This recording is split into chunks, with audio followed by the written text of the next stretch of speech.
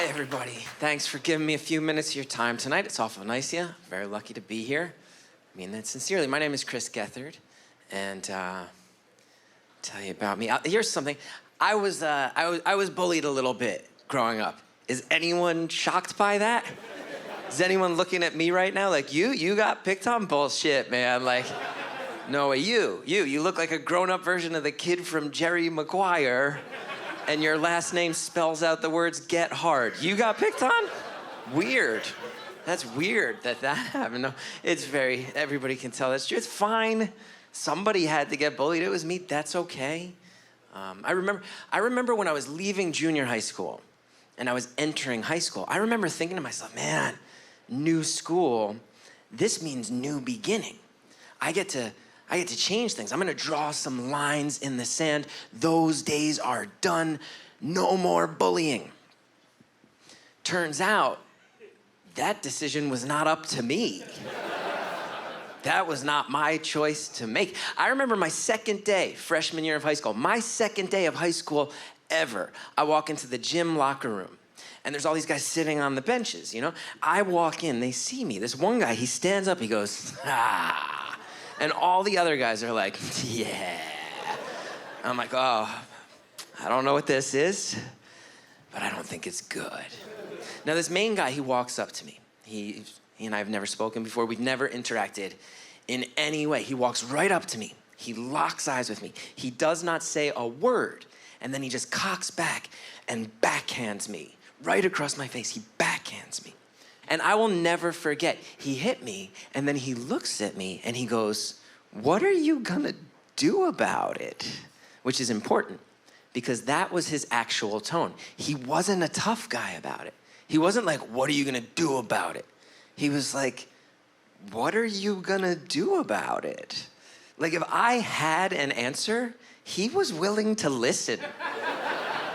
If I was like, I really need to brainstorm that one, he'd be like, take your time, man. Like, whatever you need, you let me know. I'm here for you, you know? But of course he knows I'm gonna do nothing. That's why he's asking. That's the whole joke. I'm gonna do nothing. He's big, I'm small. I'm gonna do nothing. He's got these guys with him, I got nobody. I'm gonna do nothing. Ha, ha, ha. Right? But I remember, I tell you, that was the day that the chip on my shoulder was born. I remember it so well. 13 years old, little guy. I remember thinking to myself, in my head, I'm like, you're right.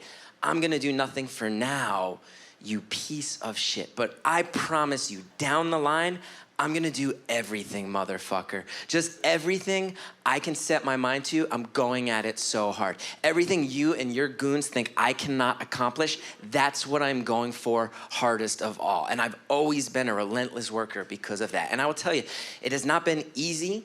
I've spent 18 years banging my head against the wall trying to live as a comedian. But I have set some big goals for myself. I have accomplished pretty much all of them. I have done everything that I set out to do, and I am proud of that. And you know what he's doing right now is nothing, mostly because he had an aunt in Ireland. She died, left him all the family's land. He flipped it. He's a fucking millionaire now. My high school bully is a millionaire many times over. This is very true and very infuriating to me. I have driven past his mansion in a quiet rage. It is an impressive piece of property, I promise. He owns horses. He owns a bunch of horses. Do you know how expensive horses are? Like, I'm not gonna lie, I've been doing all right in my career the past few years. I'm at the point where I could own a horse, maybe. But even if I could afford it, it would hate its life so much. Living with me in a one-bedroom apartment in Queens, New York, it would be so pissed off about it. And I know, you guys were so nice. You were so nice. You were like cheering and clapping when you thought this joke was gonna end positive. I know, I pulled the rug out from under you on that one. That is my bad. I am so sorry about that. But turns out that life's not a fairy tale. Bullies win all the time. You know what he definitely didn't do today?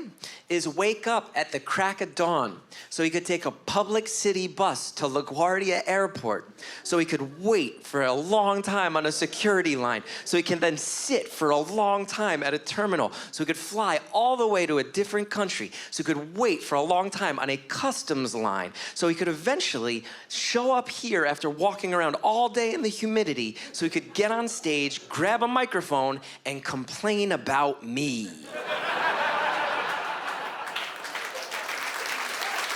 He had better things to do with his time and his money. I tell you, I told that joke in New York at a club, a very intimate club, low ceilings, everybody on top of everybody. I was heckled.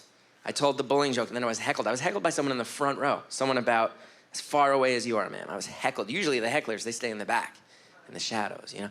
I will never forget what she yelled that night. I told that bullying joke and then the woman in the front row yelled, "Hey, take it easy on yourself." That's how I get heckled. That is how you heckle a Chris Gethard performance right there. Some comedians, the crowd gets too drunk, they're like, "Fuck you, you're not funny." With me, they're like, "Fuck you, learn to love yourself." What is going on? We're at a comedy festival trying to... Stop talking about how you got hit in the 90s. Move on. Anyway, on that happy note, you guys have been so kind. Thanks for putting up with me. Have a great night.